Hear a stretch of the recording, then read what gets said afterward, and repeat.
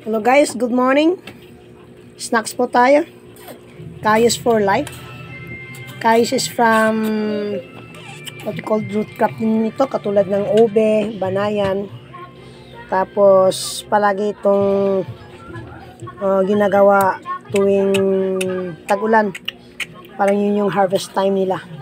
Tsaka it is a good sort of alternative food kung wala kang bigas. Ito yung pagkain namin dati guys nung kapanahonan ng tagutom. Kasi wala din naman kaming palayan, labor lang kami.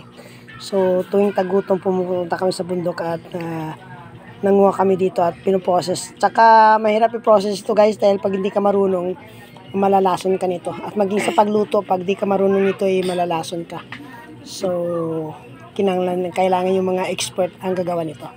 Yun lang po guys. Thank you for watching and sa support. God bless you po. Bye-bye. Kayos for life.